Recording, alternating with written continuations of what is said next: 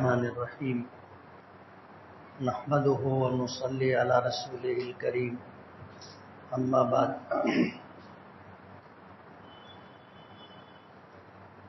فاعوذ باللہ من الشیطان الرجیم بسم اللہ الرحمن الرحیم وعاشروہن بالمعروف فإن کرہتموہن فعسى ان تکرہوا شیئا وَيَجْعَلَ اللَّهُ فِيهِ خَيْرًا كَثِيرًا صدق اللہ العظیم۔ بزرگان محترم اور عزیز دوستو، قرآن کریم کی اس آیت کی پچھلے ہفتے بھی تلاوت کی تھی اور اسی کے ضمن میں خانگی امور کے متعلق ہماری گھریلو زندگی سے متعلق کچھ باتیں رکھی تھی۔ ظاہر بات ہے مسائل بے شمار ہیں اور وقت محدود ہوتا ہے، مقررہ وقت سے کچھ وقت بڑھ جائے تو بعض حضرات ایسے ہوتے ہیں جن کے اپنے مسائل ہوتے ہیں، انہیں تکلیف ہوتی ہے، اس لیے جو مقررہ وقت ہے کوشش ہوتی ہے کہ اسی وقت پر بات ختم ہو جائے، تو بات مکمل نہیں ہو پاتی۔ پچھلے ہفتے کی گفتگو پر کچھ ساتھیوں نے کچھ اور چیزوں کی بھی نشاندہی کی جو ہمارے گھروں میں عام طور پر وقوع پذیر ہے، جس کی وجہ سے گھر میں بے چینی رہتی ہے، ایک دوسرے سے ناراضگی رہتی ہے، مجبوری ہوتی ہے کہ اپنے درد کا، اپنی محرومی کا، اپنی گھٹن کا آدمی تذکرہ بھی نہیں کر پاتا، خاموشی کے ساتھ گھٹ گھٹ کر کے رہنا پڑتا ہے۔ ہمارے گھروں میں اس طرح کا ماحول ہے۔ تو پچھلے ہفتے جو گفتگو ہوئی تھی اس پر کچھ ساتھیوں کا تقاضا تھا کہ اس پر مزید گفتگو ہو، یہ وقت کی ایک بہت بڑی ضرورت ہے۔ قرآن کریم کی جس آیت کی میں نے تلاوت کی ہے اس کا ترجمہ یہ ہے کہ تم اپنی بیویوں کے ساتھ معروف طریقے پر زندگی گزارو، خوشگوار ماحول میں، اچھے حالات میں ان کے ساتھ اپنا وقت گزارو۔ وَعَاشِرُوهُنَّ بِالْمَعْرُوفِ، ان کے ساتھ بھلائی کے ساتھ رہو، یہ اللہ پاک کا حکم ہے۔ اسی کے ساتھ اللہ ہمارے خالق بھی ہیں، مالک بھی ہیں، ہمارا کوئی عمل اللہ سے پوشیدہ اور مخفی نہیں ہے۔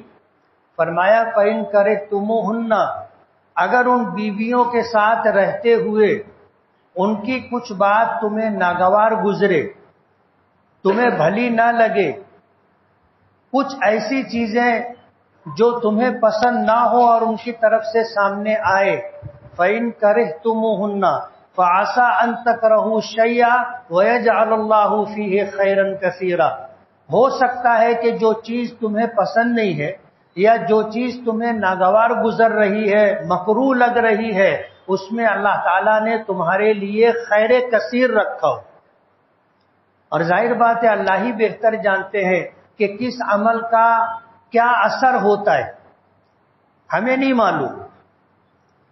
اللہ نے جس طرح ہم مردوں کو بنایا ہے اسی طرح عورتوں کو بھی بنایا ہے، اور جو مزاج اور خوبیاں اللہ نے مردوں کو عطا کی ہیں اسی طرح خوبیاں اور دوسری صفات اللہ نے عورتوں کو عطا کی ہیں۔ دونوں کے مزاج مختلف ہیں، اور اس مزاج کے اختلاف کے باوجود جب اللہ نے نکاح کا رشتہ قائم کر دیا تو اس رشتے کے پاس و لحاظ میں مرد کو اپنی ذمہ داریاں پوری کرنی ہوتی ہیں اور عورتوں کو اپنی ذمہ داریاں پوری کرنی ہوتی۔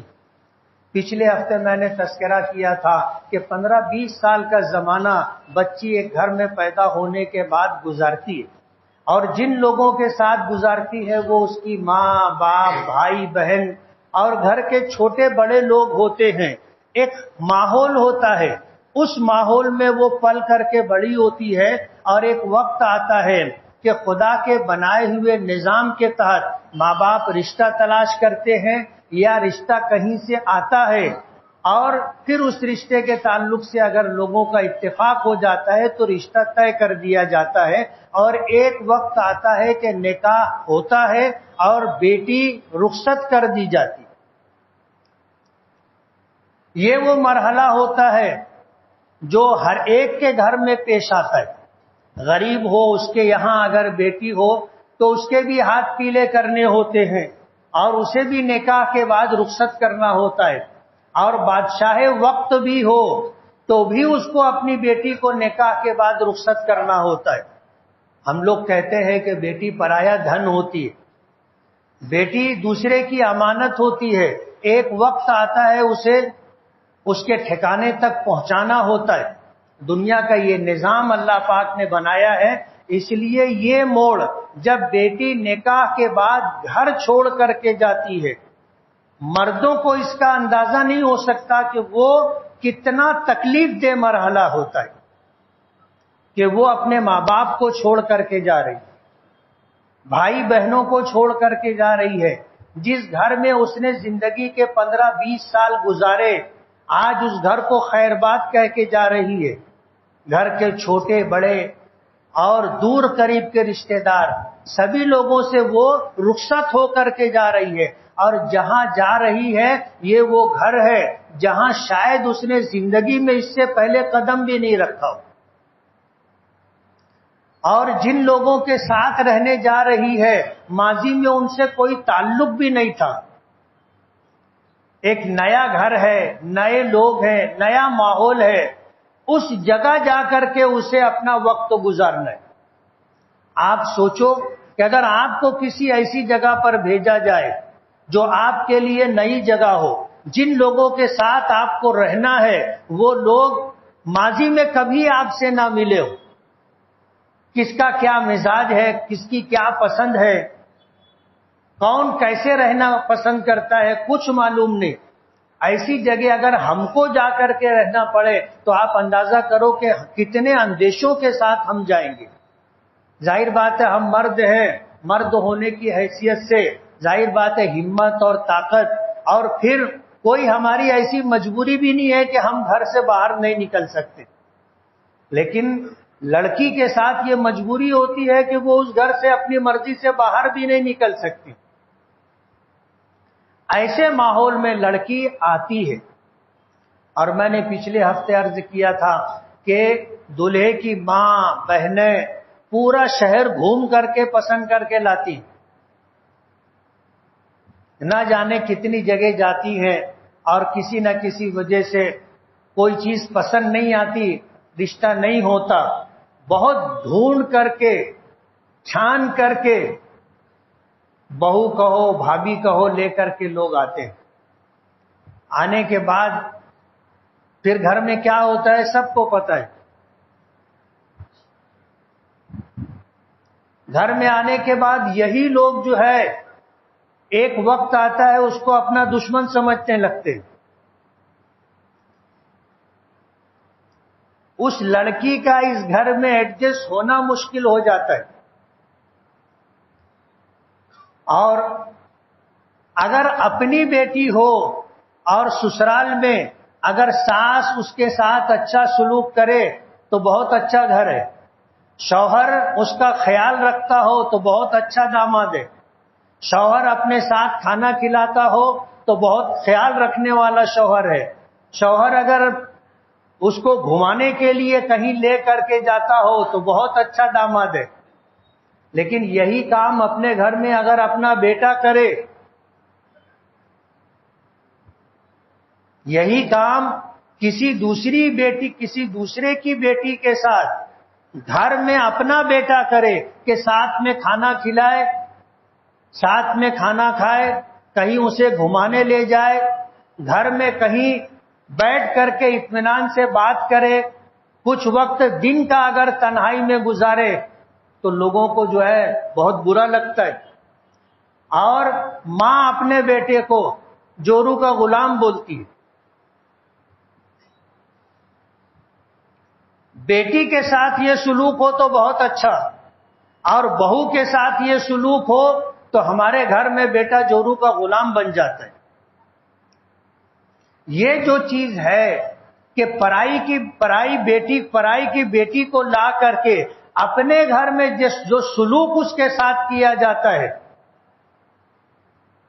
اگر اسے کہا جائے کہ ایک طرح کا ظلم ہوتا ہے، ایک طرح کی زیادتی ہوتی ہے اس کے ساتھ، اسے اپنا پن نہیں ملتا، یہاں آنے کے بعد اسے لوگوں کی سرد گرم نگاہوں کا نشانہ بننا پڑتا ہے۔ جوائنٹ فیملی ہو تو اور نہ جانے کتنے مسائل ہوتے۔ جس عمر کی بہو لے کر کے آئے ہیں، ساس یہ چاہتی ہے کہ آنے کے بعد گھر کا پورا نظام وہ سنبھالے، سارا پکانا اس کے ذمے، صاف صفائی اس کے ذمے، کپڑا دھونا اس کے ذمے۔ ایسا لگتا ہے جیسے بہو نہیں لائے، ایک نوکرانی لے کر کے آئے۔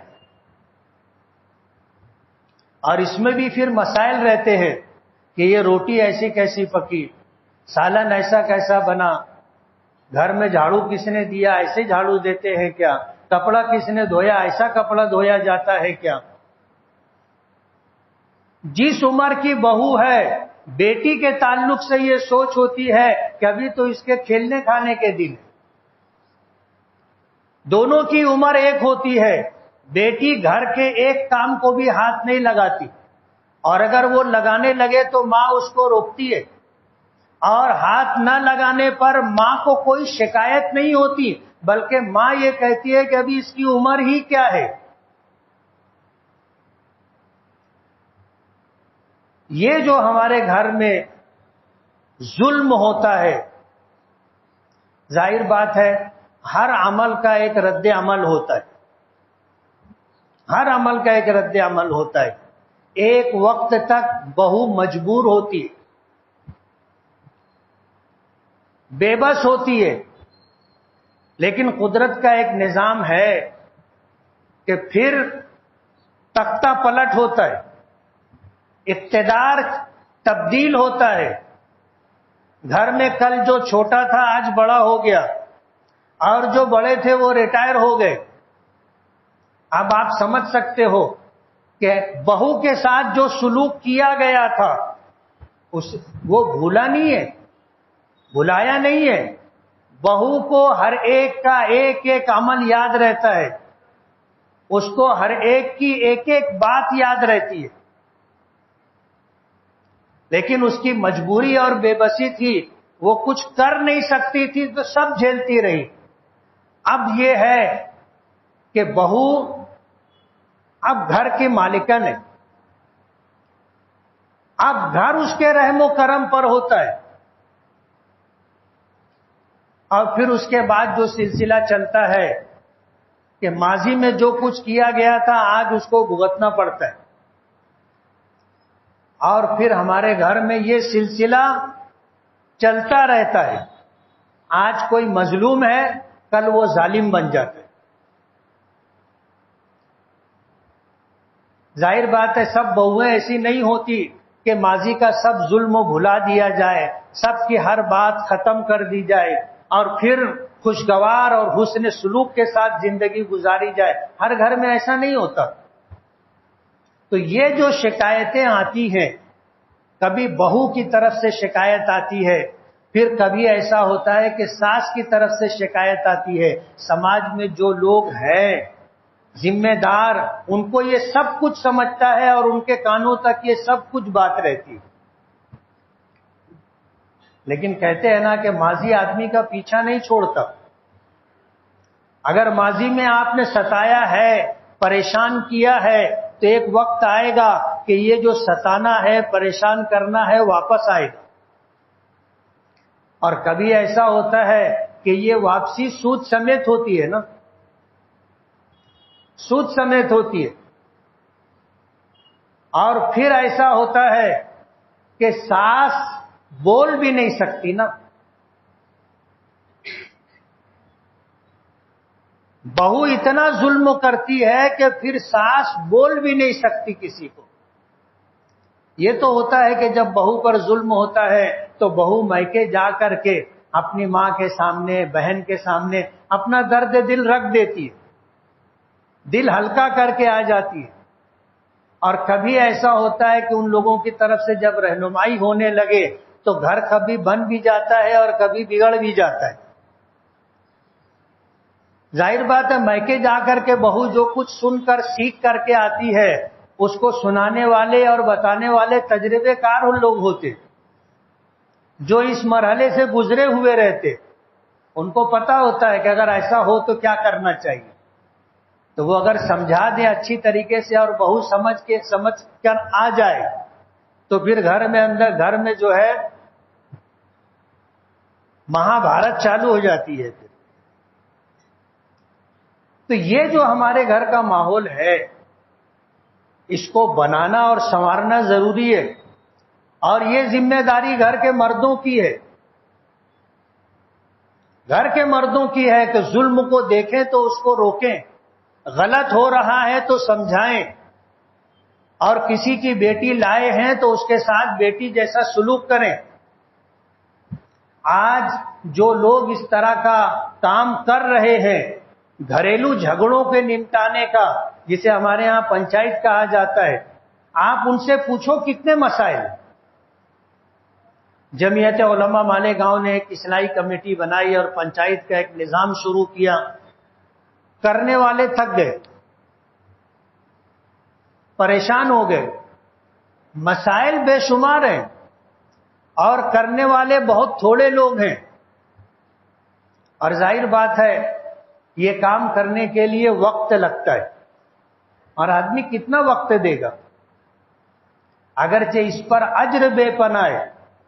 کسی ضرورت مند کی ضرورت پوری کرنا، دو مسلمانوں کے درمیان، دو بھائی ہوں، بھائی بہن ہوں، میاں بیوی ہوں، اور کوئی تعلق ہو، اگر ان میں اختلاف ہے، جھگڑا ہے، اس کو درست کرنے کے لیے محنت کرنا، کوشش کرنا بہت بڑا اجر رکھتا ہے۔ وہ حدیث آپ کو یاد ہوگی، سنا ہوگا، حضرت عبداللہ ابن عباس رضی اللہ تعالی عنہ مسجد نبوی میں اعتکاف کر رہے تھے، اعتکاف کی حالت میں تھے، انہوں نے مسجد میں ایک شخص کو دیکھا کہ بہت پریشان حال ہے، پریشانی دیکھی نہیں گئی۔ عبداللہ ابن عباس نے ان کو بلایا اور آنے کے بعد ان سے پوچھا کہ کیا بات ہے، میں تمہیں بہت پریشان دیکھ رہا ہوں۔ تو اس شخص نے حضور پاک صلی اللہ علیہ وسلم کی قبر مبارک کی طرف اشارہ کر کے کہا کہ اس قبر والے کی عزت کی قسم، مجھ پر ایک آدمی کا حق ہے، میں مقروض ہوں، میں اس کو ادا کرنے کی طاقت نہیں رکھتا، ادا کرنا چاہتا ہوں، ادا کرنے کی طاقت نہیں رکھتا، وقت پورا ہو چکا ہے، وہی پریشانی ہے۔ تو عبداللہ ابن عباس رضی اللہ تعالی عنہ نے فرمایا کہ کیا میں تمہاری سفارش کر دوں، تمہیں کچھ وقت اور کچھ مہلت دلوا دوں؟ تو انہوں نے کہا کہ ہاں۔ عبداللہ ابن عباس رضی اللہ تعالی عنہ اپنا جوتا اٹھا کر کے نکلنے لگے تو اس شخص نے روکا، یاد دلایا کہ حضرت آپ تو اعتکاف میں بیٹھے۔ تو عبداللہ ابن عباس رضی اللہ تعالی عنہ نے حضور پاک صلی اللہ علیہ وسلم کی قبر مبارک کی طرف دیکھا اور اشارہ کر کے یہ بات کہی کہ میں نے اس قبر والے سے ایک مرتبہ نہیں، دو مرتبہ نہیں، تین مرتبہ زیادہ سنا ہے کہ اگر کسی مسلمان کی حاجت روائی کے لیے کوئی شخص چلتا پھرتا ہے، اپنا وقت دیتا ہے، صلاحیت صرف کرتا ہے، تو اللہ تعالیٰ اس کے اور جہنم کے درمیان 3 ایسی خندق حائل کر دیتے ہیں جس کی مسافت زمین اور آسمان کے درمیان کی مسافت۔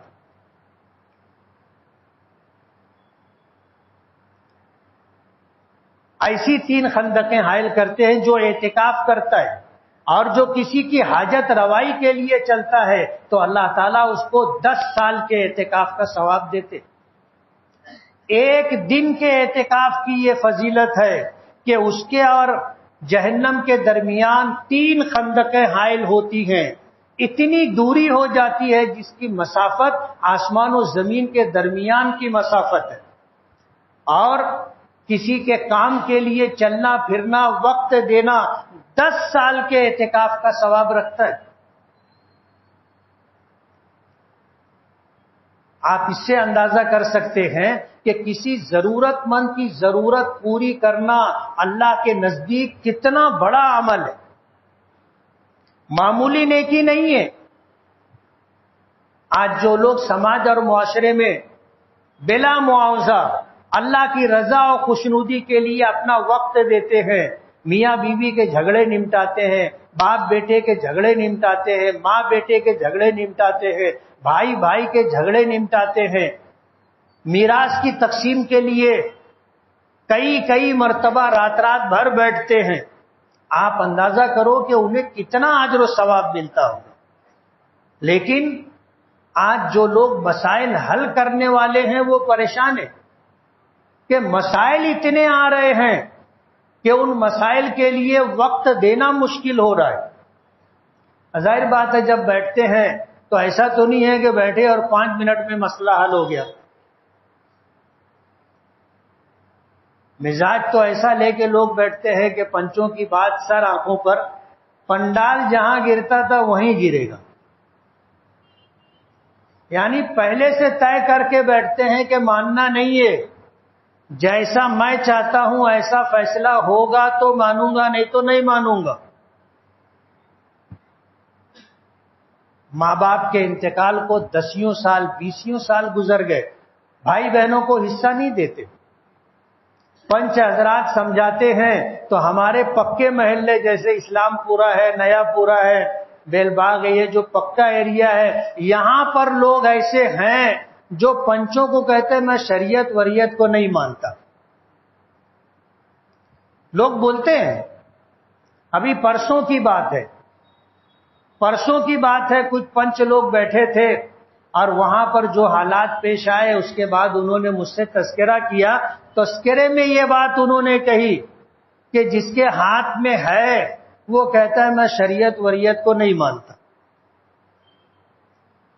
اور جو بہن تقاضا کر رہی ہے اس کو کہتا ہے تجھ کو جو کرنا ہو جا کر لے، میں حصہ نہیں دوں گا۔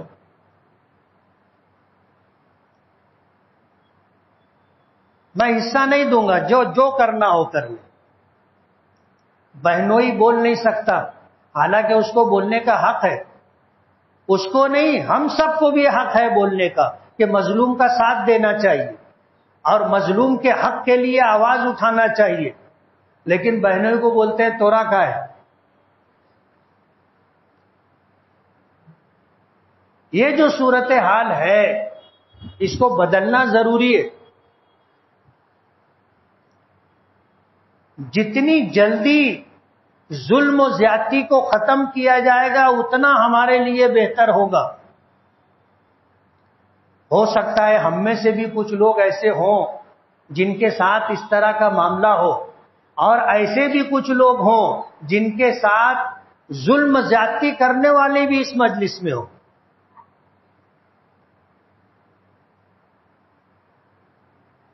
شریعت نے جو فیصلہ دیا ہے کہ مورث کے انتقال کے بعد جو جائیداد ہوتی ہے، جو کاروبار ہوتا ہے، وہ شرکت فاسدہ ہے۔ شرکت فاسدہ کا مطلب یہ ہے کہ ایک پارٹنرشپ وہ ہوتی ہے، ایک شراکت داری وہ ہوتی ہے جس میں لوگ اپنی مرضی سے شریک ہوتے۔ جیسے ہم نے پارٹنرشپ کی کسی کے ساتھ تو دونوں کا یا چند لوگوں کا یہ معاہدہ ہوتا ہے کہ ہم لوگ پارٹنر رہیں گے، کاروبار ہوگا اور پارٹنرشپ کی جو ہے یہ سب شرائط ہوں گی، اس کی یہ ٹرم اور کنڈیشن ہوگی۔ یہ پارٹنرشپ وہ ہے، شراکت داری وہ ہے جس میں سب کی مرضی ہے۔ اور باپ کے انتقال کے بعد باپ کے مال میں، باپ کی جائیداد میں اس کے تمام وارث حصے دار ہیں، اس میں سب کی شرکت ہے۔ اگر مکان ہے تو مکان میں بیٹا بھی حصے دار ہے، بیٹی بھی حصے دار ہے۔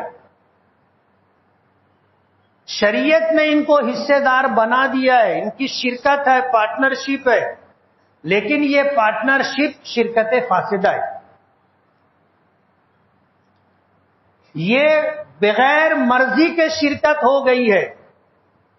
اب چاہیے کہ اس کو جتنی جلدی ہم یہ شرکت ختم کر دیں، جس کا جو حصہ ہے اس کو دے دیں۔ یہ مستحب عمل، اب 10-10 20-20 سال ہو جاتے ہیں، میراث تقسیم نہیں ہوتی۔ مسائل کیا آتے ہیں میں آپ کو بتاؤں۔ باپ کا انتقال ہوا، باپ نے 6 لوم چھوڑا تھا، واقعی جو پنچایت ہے وہ میں بتا رہا ہوں، اور اگر جس کا مسئلہ ہوگا تو وہ سمجھ لے کہ اس کو ہی بتا رہا ہوں۔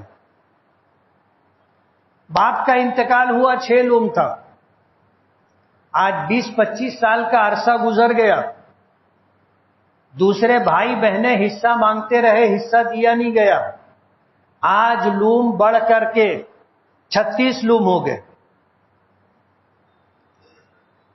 اب بیٹا یہ بولتا ہے کہ ابا 6 لوم چھوڑ کر کے گئے تھے، اسی 6 لوم میں حصہ دوں گا، جبکہ شریعت یہ کہتی ہے کہ اس 6 لوم پر محنت کر کے جتنا اس پر اضافہ ہوا ہے وہ سب اس 6 لوم کے ساتھ ترکے میں شامل رہے گا، اور سب کے درمیان جیسے 6 لوم بٹتا اسی طرح یہ بڑھا ہوا 30 لوم بھی بٹے گا۔ اگر تمہیں 6 لوم میں حصہ دینا تھا، باپ کا انتقال ہوا، مٹی دے کر کے آئے تھے، بیٹھ کے بٹوارا کر لینا تھا 6 لوم کا۔ یہ 6 لوم سب کا ہے، اکیلا ایک کا نہیں ہے، لیکن جس کے ہاتھ میں کاروبار تھا وہ لے کر کے بیٹھا رہا، اس لوم سے کماتا رہا، کسی کو کچھ نہیں دیا۔ میں آپ سے پوچھتا ہوں کہ ہماری بہنیں جو ہمارے کاروبار میں ہماری پارٹنر ہیں، ہم ہر ہفتہ اپنے کاروبار سے ایک بڑی رقم نکالتے ہیں گھر خرچ کے نام سے۔ اگر ہم نے 5,000 روپیہ نکالا، ایک بھائی ایک بہن اگر ہے مثال کے طور پر، بھائی نے 5,000 روپیہ نکالا تو بہن کا کتنا حصہ بنا؟ کبھی دیا جاتا ہے؟ بولو، ایک آدمی اگر ہو مجمع میں جو یہ کرتا ہو تو ہاتھ اٹھائے۔ نہیں اٹھے گا، مجھے پتا ہے۔ اس لوم کارخانے کاروبار کی آمدنی سے ہر ہفتہ ہم اپنا گھر خرچہ نکال رہے ہیں۔ بہن کو آپ نے کیا دیا؟ 1 روپیہ آپ نے نہیں دیا۔ 20 سال تک بہنوں کا یہ حق تم نے مارا ہے، اسے نوٹ کر لینا۔ باپ کے انتقال کو 20 سال گزر گیا، 20 سال تک آپ نے میراث تقسیم نہیں کی، باپ کے کاروبار سے اپنا سارا خرچہ آپ نکال رہے ہو۔ لوگ اس میں حج بھی کرتے ہیں نا، اس کمائی سے حج بھی کرتے ہیں، اس کمائی سے عمرہ بھی کرتے ہیں، اور بہن کو 1 روپیہ بھی نہیں دیتے۔ سال میں 1 جوڑا کپڑا دیا جاتا ہے، کتنی بہنوں کو یہ شکایت ہے کہ بھیا اس سال تو کپڑا بھی نہیں بنائی۔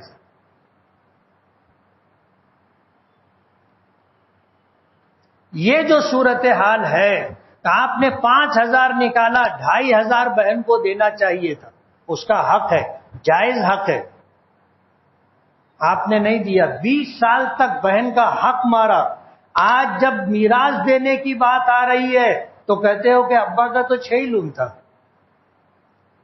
6 لوم چھوڑ کر کے گئے تھے، 6 لوم میں سے حصہ ہوگا بس، باقی سب تو میری محنت کا ہے۔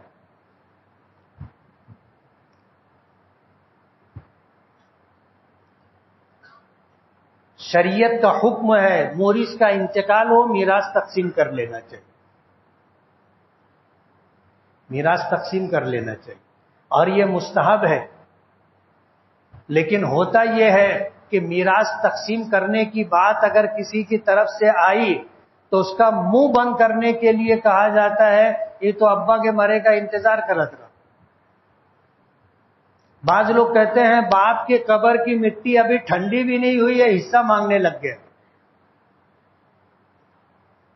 تو ہمارے گھروں میں جو یہ صورتحال ہے، غیر شرعی صورتحال، ظلم و زیادتی سے اگر اس کو تعبیر کیا جائے تو غلط نہیں ہوگا کہ گھر میں جو کاروبار ہاتھ میں رکھنے والا ہے اس کے لیے سب کچھ ٹھیک ٹھاک ہے، باقی لوگوں کو تو کھانے کے ساتھ صرف اٹھان ملتی ہے نا، اور بہنوں کو کچھ بھی نہیں ملتا۔ یہ صورتحال ظلم و زیادتی کی ہے۔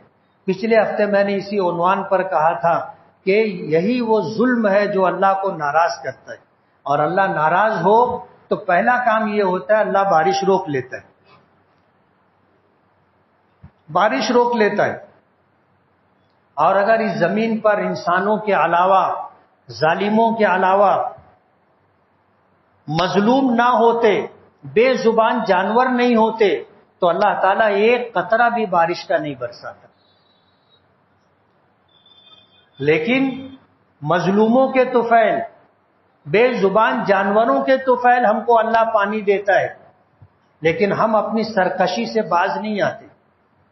ضرورت ہے اس بات کی کہ اس عنوان سے بھی ہم کو سوچنا چاہیے کہ کہیں مجھ سے کچھ غلط تو نہیں ہو رہا ہے، اور اگر ہمیں احساس ہو جائے کہ ہاں ہم سے کچھ غلط ہو رہا ہے تو اس کو کتنی جلدی درست کر سکتے ہوں اس بات کی کوشش کرنا چاہیے۔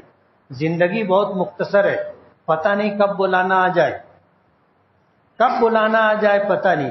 اس لیے ہمیں اس بات کا خیال رکھنا چاہیے کہ کب بلانا آئے گا پتہ نہیں ہے، اس حال میں نہ جانا ہو کہ ہم پر لوگوں کا حق باقی رہے۔ اللہ تعالی ہمیں عمل کی توفیق عطا فرمائے۔ وآخر دعوانا ان الحمد للہ رب العالمین۔